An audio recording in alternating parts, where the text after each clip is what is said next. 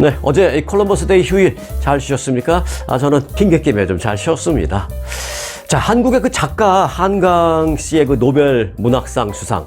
이 많은 사람에게 지난 주말 이후에도 계속 지금 화제가 되고 있는데요. 한국뿐만이 아니라 이건 미주 한인 사회에서도 그렇고요. 또 미국 언론에서도 그렇습니다. 그 특집 보도가 많이 나오고 있습니다. 그런데 그렇게 많은 사람들에게 기쁨과 놀라움을 준 데에는 이런 게 있었던 것 같습니다. 그 예기치 못한 기쁨. 이게 있었던 것 같습니다. 여기서 제가 표현을 한 그 예기치 못한 이라는 표현, 왜 그럼 그의 수상을 예기치 못했을까요? 왜 예상하지 못했던 것일까요? 라는 의문이 안 드십니까? 저는 이제 그게 상당히 궁금한데, 그렇게 우리가 사전에 그렇게 예상을 많이 못했던 그 이유 중에 하나는 그 노벨위원회의 철저한 비밀심사 원칙 때문입니다. 한강 작가의 수상을 쉽게 예상하지 못했던 이유는 솔직히 너무 많이 있습니다. 쉽게 본다면 미국이나 유럽 쪽의 작가가 아니었다라는 점, 또 남성이 아니라는 점, 작품이 영어가 아니라는 점, 나이도 최소한 60은 넘겼으면 모를까, 아직도 50대라는 점 등등등. 지금 생각해보면 오히려 그런 점 때문에 받았다. 그런 점 때문에 받은 거야. 이렇게 여러분들 반문하실 수도 있겠습니다만은, 그거는 이제 받은 걸 알고 난 후에 결론적인, 결과론적인 얘기고요. 아무튼 그 전에는 사실 예상해 볼 수 있는 요소보다는 예상할 수 없는, 예상되지 못할 그런 요소가 사실 더 많았던 것도 솔직한 사실입니다. 자, 그럼 반대로 본다면요. 이 언어 장벽을 뛰어넘고 역대 수상자들보다 50대라는 젊은 나이, 또 기존에 없었던 아시아 여성 작가라는 점, 그런 여러 수상자의 기록 등등을 세우면서 국내뿐 아니라 전 세계에서 이 신드롬을 이어가고 있다라는 것인데, 어느덧 이 노벨 문학상의 선정 과정에 지금 관심이 쏠리고 있습니다. 그 비밀 원칙주의 때문에 우리가 예상을 못했다라고 앞서 제가 말씀을 드렸는데, 그러면 그 비밀 원칙주의는 뭐고, 도대체 노벨 문학상뿐만이 아니라 다른 그 노벨상의 선정 과정은 어떻게 되는 것인지, 이게 사실은 처음으로 저도 관심을 가져봅니다. 이스라엘에 누가 받았고, 미국에 누가 노벨 물리학상을 받았고, 또 독일에 누가 노벨 화학상을 받았고 했을 때는, 그냥 좀 부러웠구나. 또는 뉴스하는 입장에서 뉴스는 열심히 했지만, 그 어떤 과정을 통해서 그 사람들이 수상이 됐지라는 생각을 해본 적은 없습니다. 그런데 이번에 한강 작가의 수상 이후에 저도 개인적으로 그런 부분에 관심을 갖게 되더라고요. 그래서 보겠습니다. 자, 노벨 문학상 수상자는 1년여의 과정을 거친 철저한 심사 과정을 거쳐서 선정됩니다. 전체 심사 과정은 비공개로 이루어지고요. 수상자가 발표된 이후에도 후보자 심사 등에 관련된 정보 일체는 50년간 봉인됩니다. 여기저기서 많이 유추하고 추측하고 이런 얘기는 있지만, 그 어느 것도 노벨위원회는 공식적으로 확인해 주진 않습니다. 자, 노벨위원회 공식 홈페이지에 따르면 수상자 선정 절차는 그 시상회의 전년도, 그러니까 올해 2024년도 10월에 발표가 나잖아요. 쭉 하나 차례대로. 그렇지만 그 전년도의 9월부터 일찌감치 심사 과정은 시작된다고 합니다. 쉽게 말해서 2024년 10월에 발표된 올해 노벨 수상자들에 대한 심사는 이미 지난해 9월부터 시작됐다는 것입니다. 노벨 문학상은 노벨 문학분과위원회가 수상 후보를 이제 선정하게 되는데, 엄밀히 말하면 노벨의 그 분과위원회는 하는 일이 별로 없습니다. 그 사람들이 뽑는 건 아닙니다. 궁극적으로는 이제 할리먼이 뽑지만, 여하튼 그들은 중간에 그 각종 업무를 하는 사람들입니다. 노벨위원회는. 자, 그래서 노벨위원회가 수상 후보를 추천해달라라는 편지를 1년 전에 전 세계 전문가 수백 명에게 발송하는 것으로 스타트를 끊습니다. 자, 후보 추천 요청을 받은 전문가들은요, 시상연도의 1월 31일까지, 그러니까 올해 10월 달에 발표된 그 노벨 수상자들에 대해서는 이미 지난해 9월에 편지가 전문가들에게 쫙 간 거죠. 어떤 사람인지 당신 좀 추천해 주시기 바랍니다. 누가 받으면 좋겠는지 추천해 주시기 바랍니다. 이게 작년 9월에 간 거예요. 그러면 그 편지를 받은 전문가들은 올해 1월 31일 전까지 답신을 쫙 보냅니다. 그러니까 이제 전 세계 수백 명의 전문가들이 올해 1월 31일 전에 답신을 보낸 것 중에 상당수가 사우스 코리아의 한강, 이라는 작가를 추천해서 답신을 보냈다라는 걸 우리는 알 수 있는 그런 대목입니다. 노벨 문학상에는 총 200명이 넘는 후보자가 추천이 됐습니다. 그래서 이제 치열한 경쟁을 벌였던 것으로 알려졌습니다. 뭐 5명, 10명 놓고 하는 게 아니라 200명이 넘는 사람들 그 명단이 후보 추천이 올라온 것으로 알려졌습니다. 지난 1월 30일까지 마감했을 때 물론 그 200명이 누구누구인지는 뭐 일부 유력했던 후보 뭐 사람들 몇 명 빼고는 50년간 비밀입니다. 사실 그 일부 유력했던 그 사람들도 노벨위원회에서 말해주는 건 아닙니다. 다 언론에서 이제 예측하고 뭐 보도하는 거에 대해서 노벨위원회에서 시인도 부인도 그냥 안 하고 있는 것이죠. 우리는 뭐 저 정도 사람이라면 당연하다고 생각하는 겁니다. 50년간 비밀입니다.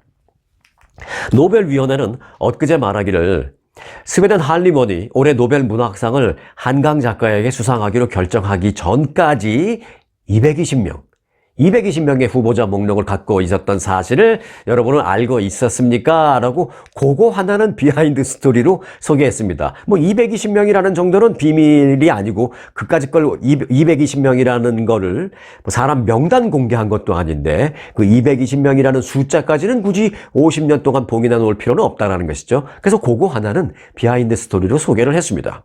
자, 여하튼 선정 작업 과정을 보면 1월 31일에 이제 그렇게 전체 후보자를 마감하고요. 200여 명에 대해서, 즉 220여 명에 대해서는 석 달간 추가 심사를 합니다. 그때부터. 그래서 4월에 후보군이 15명에서 최고 한 20명으로 추려지게 됩니다. 그리고 이제 5월에는 이 중에 또 5명을 다시 압축합니다. 20명에서 다시 5명으로 압축해서요. 최종 후보군 5명으로 선정됩니다. 심사의 그 본 게임은 그때부터라고 볼 수가 있겠습니다.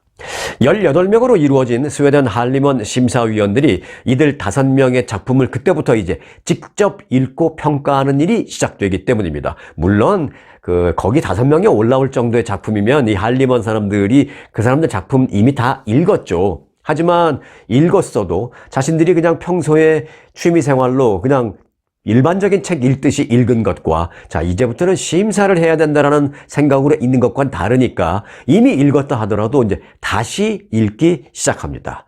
5월부터 그 5명의 작품을 심사위원들이 다시 읽기 시작합니다. 그러면서 직접 읽고 평가하는 일이 5월부터 시작됩니다. 18명의 스웨덴 한리먼 위원들은 이제 6월부터 그래서 8월까지 최고 한 8월까지는요 작품들을 모두 다 읽어야 됩니다. 그리고 나서 9월 달에 다 모입니다. 그래서 각 후보의 이 문학적 기여 등에 관해서 9월 달부터는 토론을 시작합니다. 자, 여기에서 논의된 견해 등을 어떤 사람들은 뭐 누구에 대해서 이렇게 말하고 누구에 대해서 이렇게 말하고 뭐 여러 가지 의견이 나올 거 아니에요. 그 의견과 견해 등을 토대로 해서 10월 초에 마지막 과정을 거치는데 이거는 뭐냐?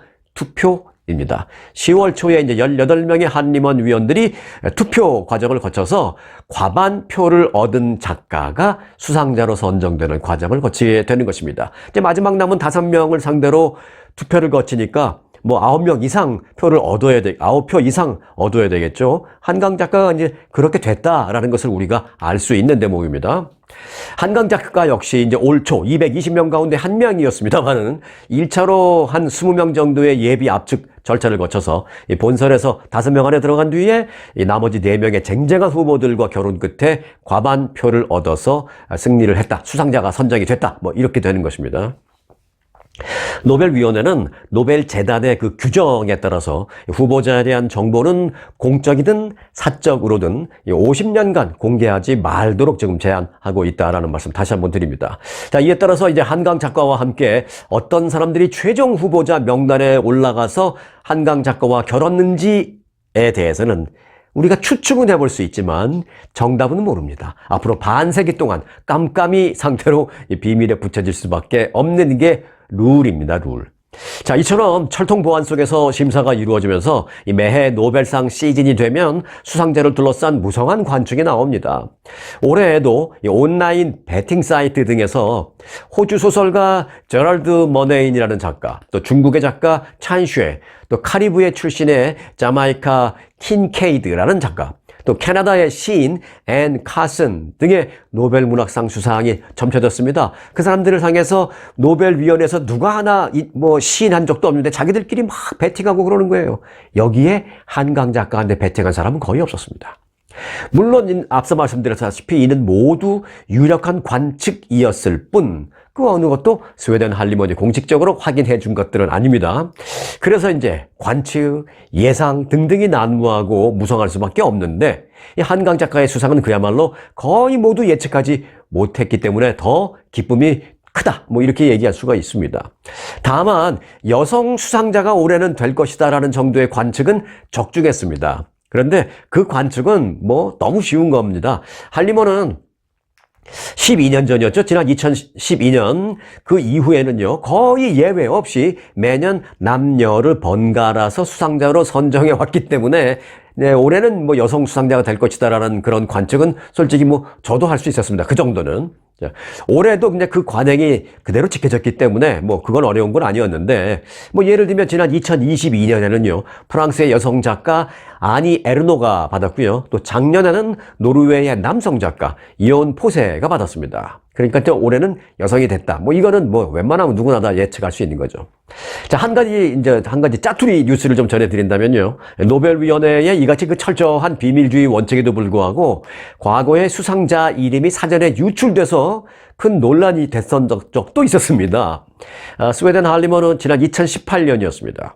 그 팬데믹 발생하기 바로 직전, 막 그때죠. 그러니까 수상자 명단이 그 미리 외부에 흘러나간 의혹이 제기된 적이 있었습니다. 2018년에. 그러자 그해 발표를 전격 취소해버렸습니다. 그리고 이제 발표를 아예 하지 않았습니다. 그래서 이제 한 해 건너뛰는구나 라고 생각을 많이 했었는데 결국에 그 다음 해에 2018년, 2019년 수상자를 동시에 발표한 그런 적도 있었습니다. 자, 아무튼 한국인의 그 노벨 문학상 수상을 계기로 해서 이 노벨상 그 수상자는 어떻게 뽑는 건가 도대체 이 선발 작업에 대한 그 궁금증 많이 높아져서 잠시 좀 여러분들에게 전해드렸습니다. 사실 이런 그 노벨상 수상자 선정 작업이 뭐 어떻게 되는 건지 어떤 절차를 거쳐서 하는 건지 뭐 이런 궁금증도요. 사실은 한강이라는 한국의 작가가 상을 받았으니까 우리가 관심을 갖게 되고 뭐 또 알게 되고 그러는 거지. 뭐 안 그러면 그저 올해도 그냥 남 얘기하듯이 노벨 문학상은 누가 받았고요. 물리학상은 누가 받았고 뭐 화학상은 누가 받았고 등등등 그냥 그렇게 뉴스로 말하고 뉴스로 듣고 그러고 말았을 겁니다. 그러니까 이제 한국 작가가 이런 걸 받았다는 게 얼마나 여러 가지 면에서 의미가 있겠습니까? 안 그랬으면 뭐 노벨 수상자 선정 과정을 관심이나 가졌겠어요, 우리가. 아무튼 요즘같이 그 한국인이라서 그 재미있는 경우는 참 미국에 살면서 많이 없었던 것 같습니다. 네. 연관된 소식을 좀 하나 더 전해드릴까 생각이 드는데요. 이 한국인이라서 기분 좋은 연관된 소식, 기분 좋은 김에 조금만 더 제가 같이 가드리겠습니다. 자, 넷플릭스가요. 오는 12월에 드라마 오징어 게임, 지난번에 이제 시즌 1이었는데 이번에 시즌 2 이거를 이제 미국에서 뭐 한국도 마찬가지죠. 오는 12월에 시즌2 공개를 하려고 하고 있습니다. 그런데 뭐 12월에 시즌2가 나온다는 얘기를 벌써 한두 달 전서부터 나왔어요. 그러니까 12월 기준으로 따진다면 한 4, 5개월 전부터 막 나오고 있는 거예요. 오징어 게임. 물론 그렇게 왜 넷플릭스가 일찍 얘기했느냐.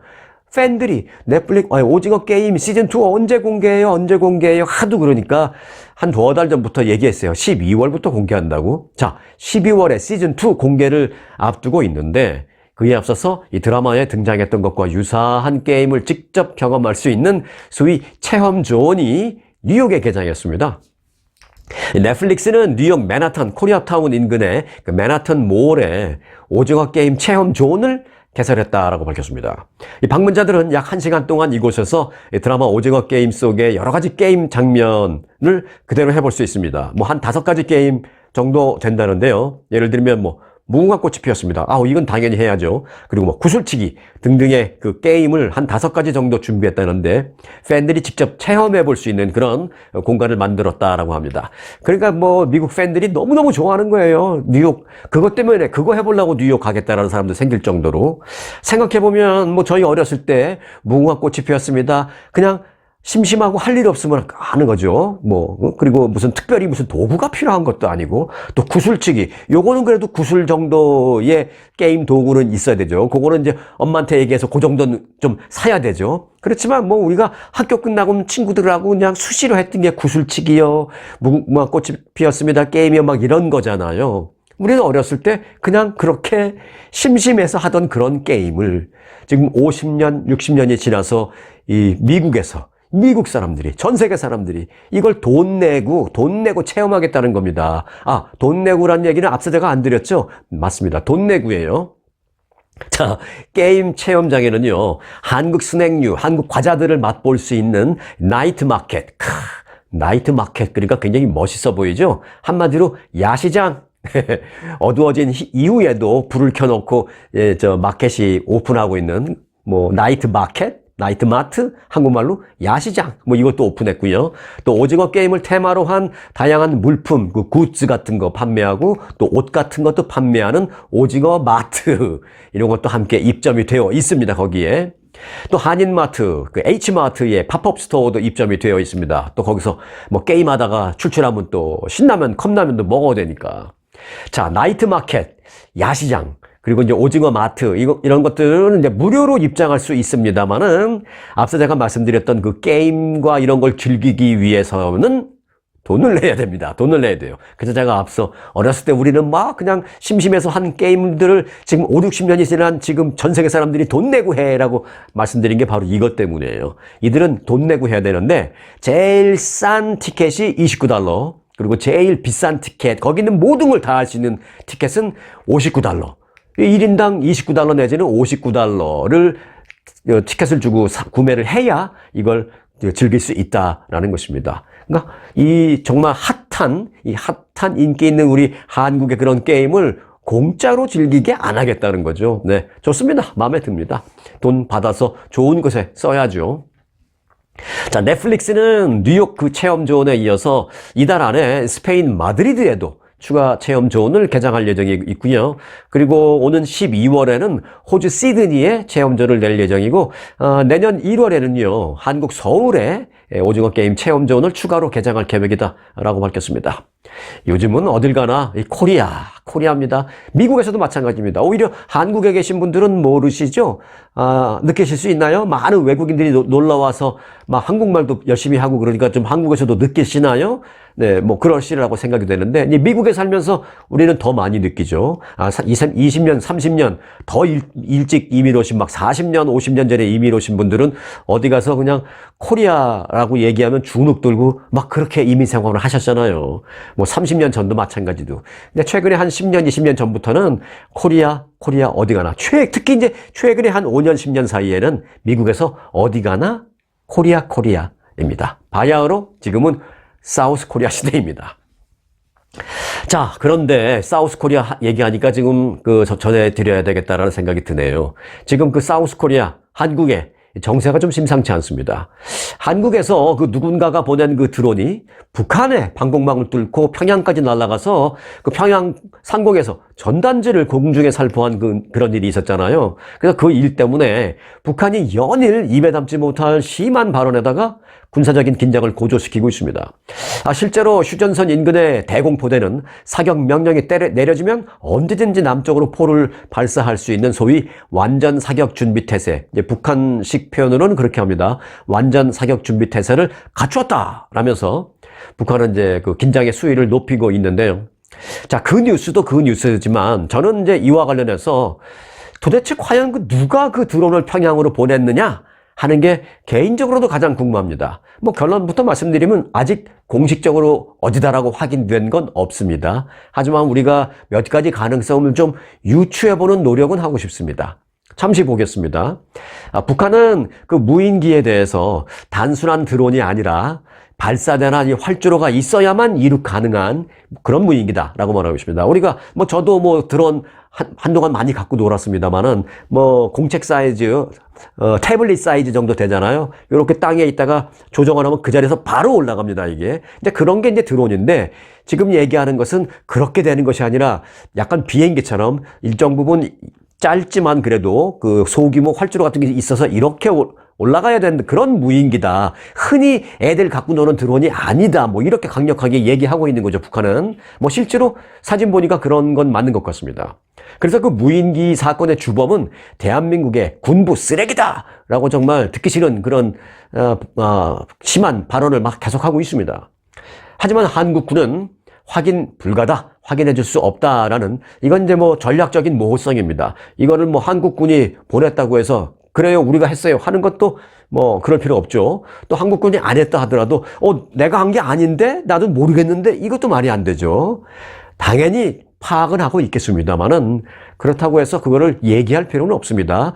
외교도 그렇고 군사적인 면도 그렇고 항상 어느 정도는 전략적으로 모호한 태도를 갖고 가는 게 좋습니다. 그래야 상대가 그 어떤 그 대응책을 마련하지 못하니까. 자, 한국군은 그 전략적인 모호성으로 일단 입장을 유지하고 있는데, 이와 관련해서 이제 전문가들의 분석은 제각각입니다.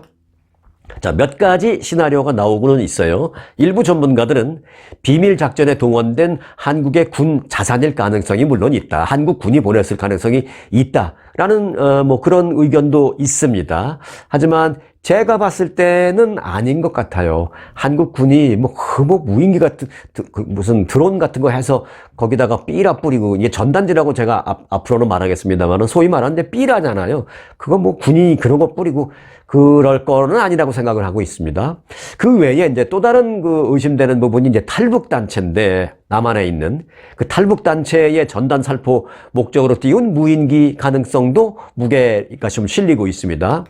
일각에서는 그 드론 동호회, 한국에 있는 민간 일반인들 드론 동호회가 보냈을 가능성도 제기하고 있습니다. 심지어는 외부의 조력을 받은 북한 내의 어떤 소위 말하는 반체제 단체, 북한 체제에 반대하는 어떤 세력, 이들이 아닐까라는 그런 제3, 제4의 시나리오까지 나오고 있습니다. 대북 군사 전문가들은 특히 이제 북한이 공개한 그 살포 대북 전단을 주목해서 보고 있습니다. 이들 그 대북 전단을 보면요, 그 북한이 이제 사진을 공개했잖아요.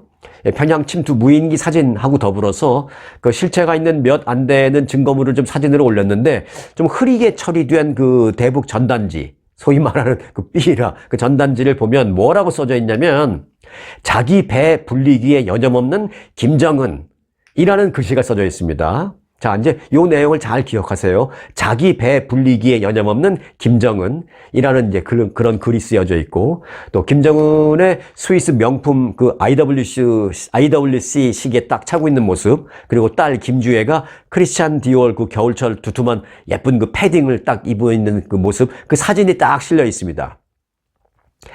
이걸 보고 이제 조금 전문가들은 그 생각할 수 있는 부분들이 많이 있는 거죠. 자, 어떤 걸 생각할 수 있느냐? 일단 그 눈에 띄는 건요, 전단지의 양식과 내용입니다. 그동안 그 탈북 단체들이 북쪽으로 보낸 전단지와는 좀 많이 다르기 때문에 좀 눈에 띕니다. 왜냐하면 탈북 단체들, 즉 남한에 있는 탈북민들이 만들어서 보내는 그 대북 전단지를 보면요, 뭐라고 써져 있냐면, 천인공노할 만고의 역적 김정은 일당, 뭐 이런 식의 문구가 써져 있어요. 왜 이렇게 썼느냐? 이렇게 써야만 북한에 있는 사람들이 익숙한 거예요, 그 문구에. 우리는 익숙하지 않죠. 네, 당연합니다. 우리는 듣기 싫어. 난 저런 소리 하면 듣기 싫어. 네, 저도 그렇습니다. 왜? 우리는 익숙하지 않기 때문에. 그런데 그들에게는 뭐 자기 배 불리기에 급급한 이런 식으로 쓰면 우리는 그냥 익숙하지만 북한 주민들이 볼 땐 너무 답답한 거예요. 너무 부드럽고 너무 소프트하고, 그러니까 소위 말해서 북한식 말투가 아닌 거죠. 그러니까 그들이 확 와닿을 수 있는 북한식 말투로 써야 되는데 그렇지 않게 쓴 거죠. 뭐 천인공노할 이렇게 안 쓰고 자기 배 부불 어쩌고저쩌고, 이런 건 이제 북한식 말투가 아니기 때문에 이런 식의 표현은 탈북민들이 쓰는 표현이 아니다라는 것입니다. 그래서 탈북민들이 만든 전단지가 아닐 가능성이라는 것입니다. 그리고 이제 김정은의 딸 김주혜가 크리스찬 디올 패딩을 입고 있는 사진을 첨부했잖아요. 뭐 그 이유는 알죠. 우리는 당연히 이제 이거죠. 이거 봐라. 어? 당신들은 쫄쫄 밥 굶고 있는데 이 작자들은 이렇게 뭐 김정은, 그 다음에 딸 김주혜, 이 작자들은 이렇게 호화스러운 옷 입고 다닌다. 이런 이제 메시지를 주려고 이제 그런 사진 올린 거잖아요. 우리는 알죠. 그런데 사실 이제 북한 주민들은 크리스찬 디올 마크가 보이게 사진을 찍어도 그게 뭔지, 또 그게 얼마나 비싼 건지 잘 알지 못한다라는 것입니다. 그러니 어찌 보면 이건 북한의 사정을 정확히 아는 사람들이라고 하기도 어렵다라는 분석입니다. 지극히 이쪽의 입장으로, 이쪽의 시각으로 만들어진 전단지라는 것입니다. 우리 입장으로 보면 뭐 몇만 불짜리 롤렉스 시계라든지 또는 뭐 김정은이 찬 스위스의 IWC 시계 같은 거 보면 대충 알죠. 뭐 저게 못해도 몇만 불은 될 거야. 금방 알잖아요, 우리는. 그런데 북한 사람들은 그 사진을 봐도 뭐라고 써 있는 거야, 여기? 아이 뭐라고 써 있는데 저건 비싼 거냐? 이럴 수밖에 없다는 것이죠. 뭐 몇 사람은 알겠지만 대부분은. 그러니까 그런 사진 보여주고 김주애가 막 크리스찬 디올 패딩 입은 사진 줘봐야 모르는 거죠. 그 사람들은 어쩌어쩌 이것들 봐라. 주민들은 굶어 죽는데 지들은 뭐 몇만 불짜리 롤렉스 시계, 뭐 크리스찬 디올 패딩 애한테 입히고 이럴 수가 없다라는 것이죠. 북한 주민들은 그것도 모른다라는 거죠. 실제로 대북 전단을 북한에 살포했던 전국 탈북민연합회도 북한이 공개한 전단지를 보니까 우리 스타일이 아닙니다. 라고 이제 선을 그었습니다. 우리가 만든 거 아니라는 거죠. 한국군도 아니다라고, 뭐 아니다라고는 안 했지만 뭐 확인 못 한다라고 하고 탈북민 단체는 아니라고 하고 그럼 도대체 누구야? 도대체? 라는 궁금증이 더 남는데요.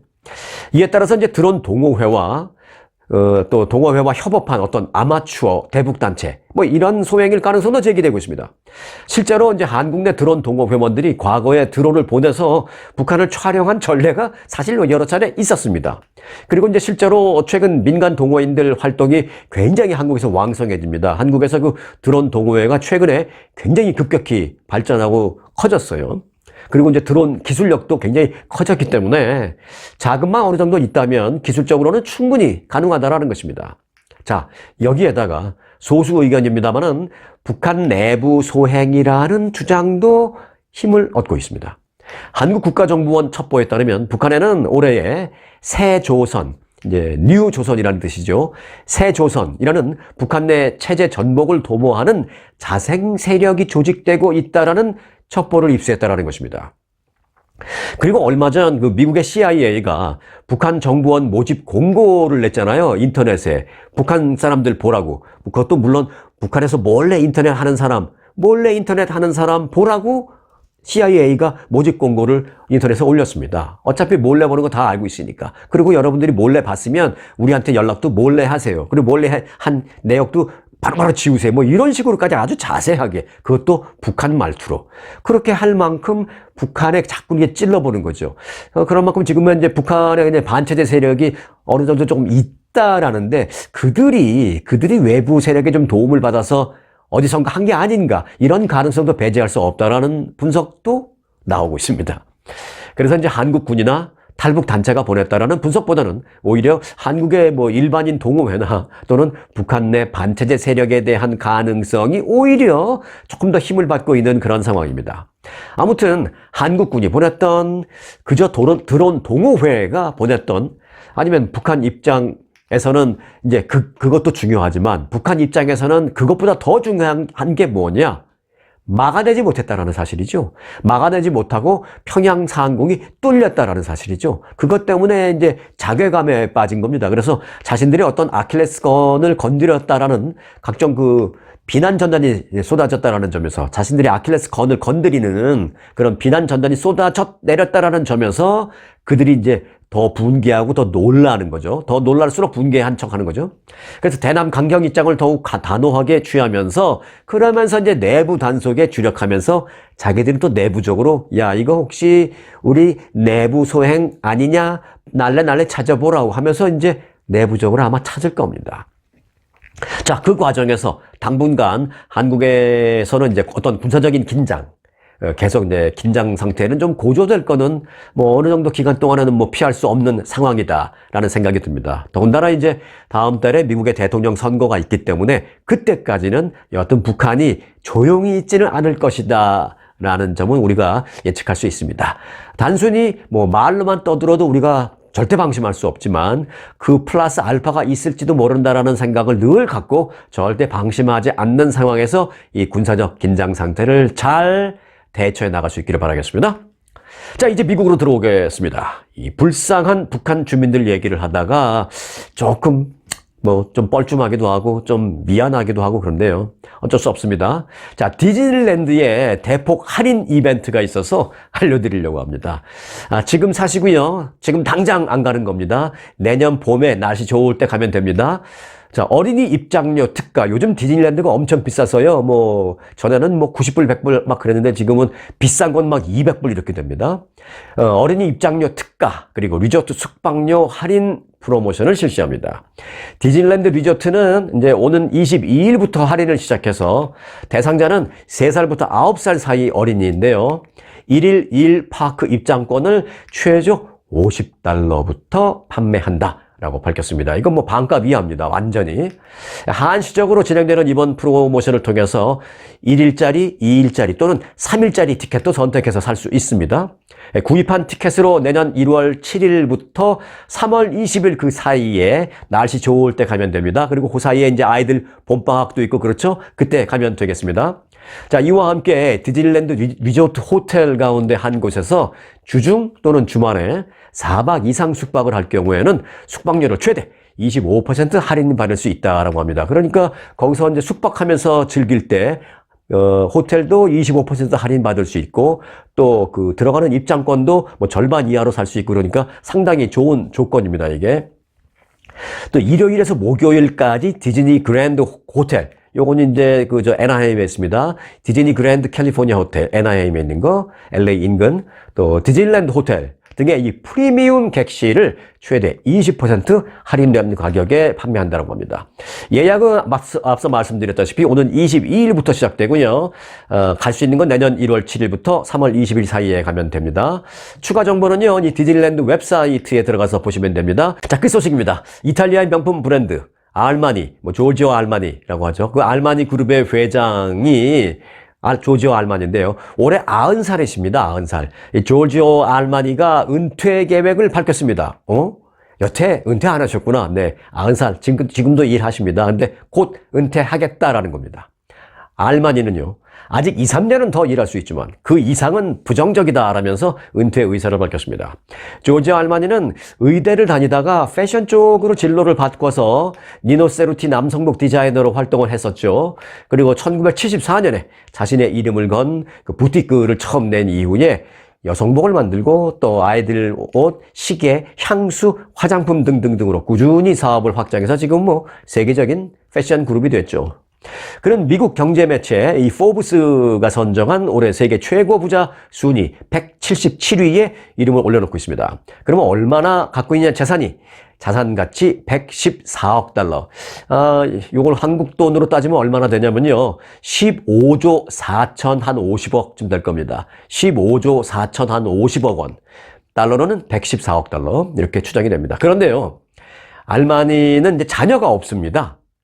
그럼 이 엄청난 재산을 누구한테 물려주느냐가 이제 관심사가 될 텐데요. 자녀가 없는 알마니는 경영권 승계 문제에 관해서는 자세한 설명 없이 일종의 프로토콜을 구축했다. 그렇게만 전하고 있습니다. 이와 관련해서 이제 로이터 통신은 알마니의 상속인으로 그의 여동생과 다른 가족 3명, 그리고 그의 오랜 연인인 판탈레오 델로르코, 그리고 자선단체 등이 포함될 것이다 라고 예상하고 있습니다. 그런데 사실 이 알마니의 재산 얘기를 해드리려고 했던 건 아니고요. 그가 올해 90살인데 아직도 건강과 활력을 유지하고 있는 비결을 밝혀서 그걸 좀 전해드리려고 이 얘기를 꺼내드린 것입니다. 자, 이제 마무리를 짓겠습니다. 알마니는 장수 비결로 체조를 꼽았습니다. 체조. 알마니는 50세가 되는 날부터 나는 매일 체조를 했다라면서 지난 40년 동안 하루에 2번 아침에 일어날 때 그리고 밤에 잠자리에 들기 전에 반드시 체조를 했다라고 전했습니다. 제가 이 얘기를 전해드리려고 알마니 뭐 쓸데없는 재산 얘기하고 막 그랬던 겁니다. 우리 어렸을 때 초등학교 뭐 그때는 이제 국민학교라 그랬죠. 그때는 국민학교에서 아침 조회할 때 보면 매일 국민체조라고 해서 막 이제 전교생 아니 사실 뭐 그때는 아마 전 국민이 체조를 했잖아요.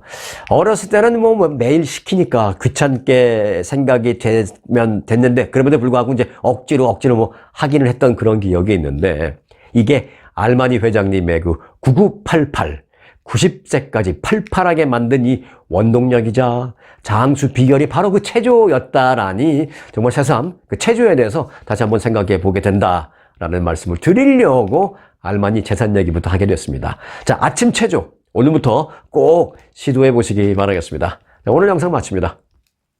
대통령상 수상에 빛나는 초특급 아주 투어 모국 관광. 아주 모국 관광의 인기 비결은 전 일정 5성급 호텔의 럭셔리 숙박, 아주만의 20대1승 VVIP 버스, 엄선된 맛집들이 선사하는 최고의 식사, 고객들의 표정이 증명하는 아주 단독 모국 관광은 그 누구도 따라할 수 없는 최고 인기 관광입니다. 건강검진도 모국 관광과 함께 하시면 훨씬 더 편리합니다. 모국 관광도 역시 아주 좋은 아주 투어.